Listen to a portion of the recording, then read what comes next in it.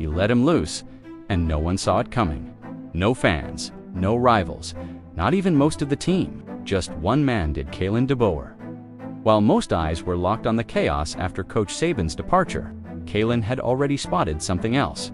Something wild, something raw, something no one was ready for, a 17-year-old kid, fresh out of high school, and he unleashed him into the fire of the SEC like it was nothing. And what happened next? It shocked the entire college football world. And in today's video, we'll tell you exactly what happened and why this may be the biggest gamble of Kalen's young Alabama era that already looks like a masterstroke. So if you're a Crimson Tide fan and you believe in the future of this team, do us a favor. Hit that like button, subscribe to Roll Tide Press, and let's keep pushing this channel to reach every Bama believer around the world. Now, buckle up, because this story is as wild as the headline. It's hard to describe just how earth-shattering it was when Nick Saban announced his retirement. After 17 seasons, 6 national championships, and a legacy that turned Alabama from powerhouse to football royalty, he stepped down. And he didn't just retire, he walked away at a time when the sport was changing faster than ever. Transfer portal, chaos, nil madness, player empowerment, all of it clashing with the old-school DNA that Saban built. In his own words, it was no longer about building something lasting. It was about surviving week to week. I knew if I stayed, I'd end up hurting the very thing I worked my whole life to protect. Boom, just like that. The godfather of modern college football was gone. Alabama fans were stunned. Recruits hesitated, opposing fan bases celebrated, and then, almost silently, the next chapter began. Enter Kalen DeBoer.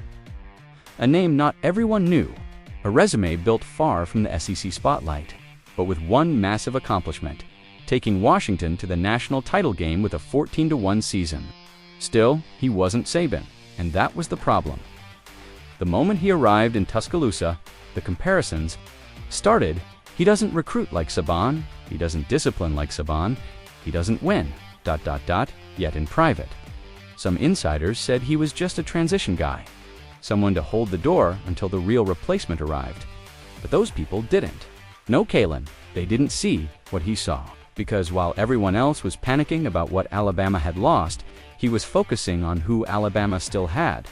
And among the transfer chaos and media noise, he zoomed in on one name, not a senior, not a returning starter, not even a freshman recruit, but a 17-year-old high schooler who should have been at prom, Ryan Williams. Now here's where the story gets wild. After Saban retired, Ryan Williams, Alabama's top WR recruit, 2-time Mr. Football in the state, decommitted. Everyone assumed he'd be gone. Why stay at a program mid-crisis when you've got offers from Georgia, Texas?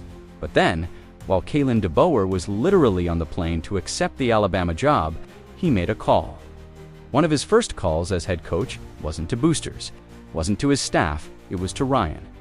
He knew what the kid could become. He'd studied the tape.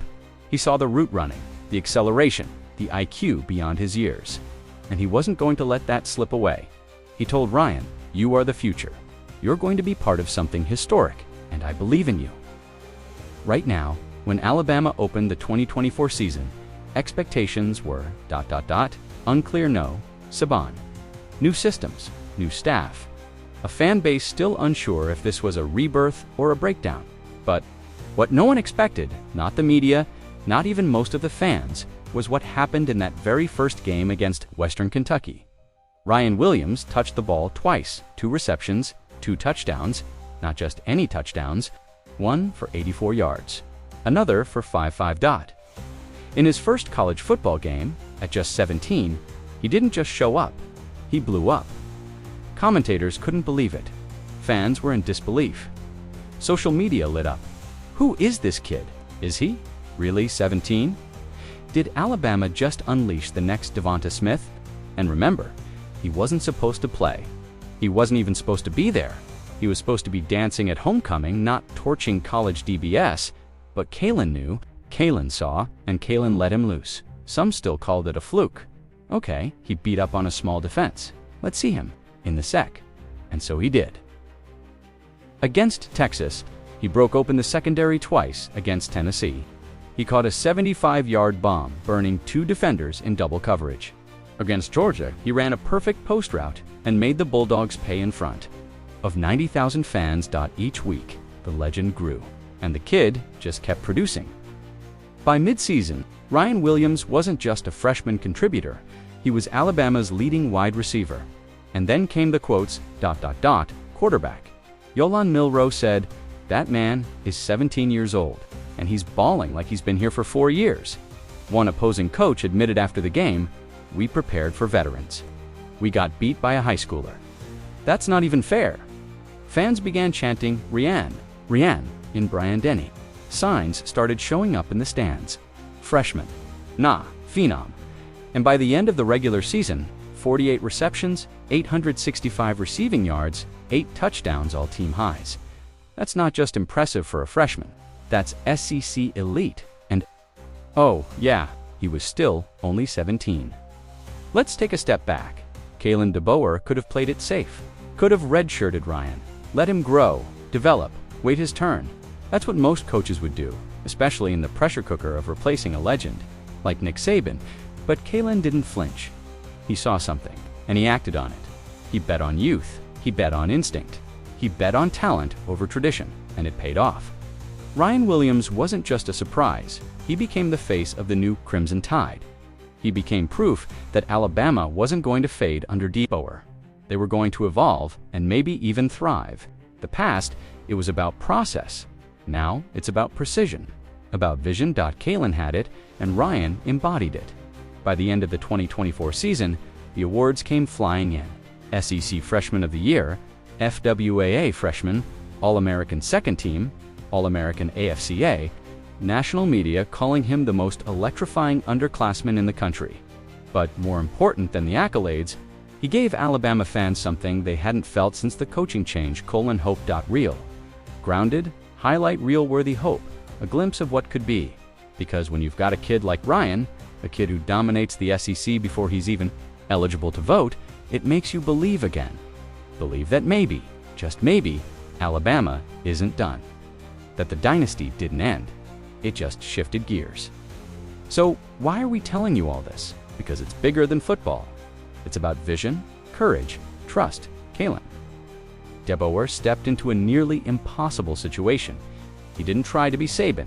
He didn't try to copy the old ways. He saw something new, something bold, and he trusted it. He made a call to a kid on a plane in the middle of a coaching storm, and that call changed everything. That call let a 17-year-old phenom show the world what Alabama football still is and always will be: fearless, fast, and ready for anyone. So here's our message to every Bama fan watching right now: don't sleep on this team, don't sleep on this coach, and whatever you do, don't sleep on Ryan Williams. Because if what we've seen at 17 is just the beginning, the rest of college football, better pray he doesn't hit his ceiling. Because Kalen let him loose once, and he's just getting started. Like this video if you believe the future of Alabama football is in good hands. Comment below your bold prediction for Ryan next season, and don't forget to subscribe to Roll Tide Press, where we bring you the untold stories that matter most to the Bama faithful. Thanks for watching, and as always, Roll Tide. And somehow, ... that worked. Ryan recommitted.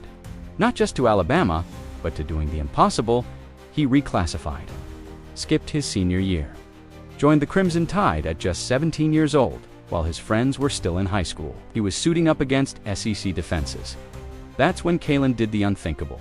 Didn't hide him behind veterans. He didn't redshirt him. He let him loose. And that's when the entire nation took notice.